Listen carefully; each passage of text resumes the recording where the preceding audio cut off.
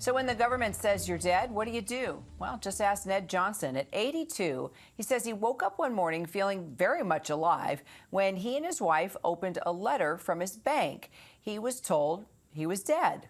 We offer our sincerest condolences and understand this is a difficult time. We're here to guide you through the process, the bank wrote. But with the niceties came the second nail in his coffin. His Social Security checks that had already been deposited were taken back. It took 2 months for Ned to prove he was very much alive. Phone calls, letters to the government officials, a 4-hour wait at his local security office. And here's the reality of Ned's story. It may become more common. Why? Because Elon Musk and his Doge Bros are now going after fraud in the Social Security system. In particular, checks to people listed as dead. Quite a story and quite a resurrection, because Lazarus himself, Ned Johnson, along with his no longer a widow Pam, joined me live. So glad you guys could be with me. It's funny, but it's not funny. Okay, so Ned, how did it feel to find out that you were dead? It's quite taken aback, and I've since learned that I'm on the death master file that apparently is going to chase me for the rest of my life. Really? So what exactly does that mean? It means that when Social Security declared me as deceased, there's a file that's kept for the national database that I'm listed on, and apparently it doesn't go away. So we're struggling with a few issues now that are starting to crop up since we first started this whole thing. Oh my gosh! So still, it's a complicated scenario. Pam, I understand you're the one that got the letter out of the mailbox, and when you opened it up and you read this, what did you do next, Pam? First, I thought it was a scam because it was just a letter, and they also attached a couple of documents for me to fill out to send back to Bank of America's estate division. So I verified that it was the estate division and the phone number was correct. And then the second letter we got right after that was showing the debit to our checking account for 2 months worth of Social Security payments, even though Ned was declared dead in November, and this was the middle of February. So, Ned, when you couldn't get anywhere with all the calls that you were making, the letters that you were writing, you actually went to your local Social Security office in person. How did you get their attention? Because I understand you were sitting there in the queue for like 4 hours.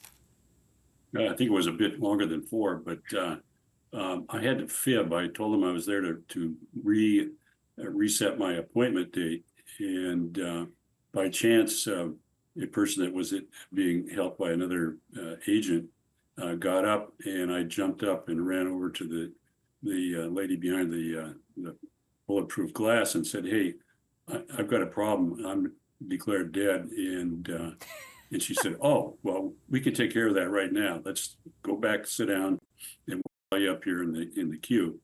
And half an hour later, I did get the call, and I went down the hall and found this lady behind the glass who was very courteous, and started the process of installing me as live. But since then, I'm discovering that this thing follows you like a bad smell, and we're still working through it. And you still haven't received your Social Security checks, right, Ned? No, I've gotten the checks, but now, yesterday, they're starting to deduct checks from our account as well. Oh my gosh! So it's still not fixed. It's a big loop.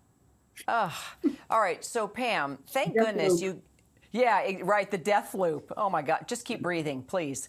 Yep. Pam, you guys say, I mean, you've made it very clear that you're very lucky that you're pretty stable financially. But Pam, what about other seniors? I mean, other friends in your group or that you know that rely on these Social Security checks?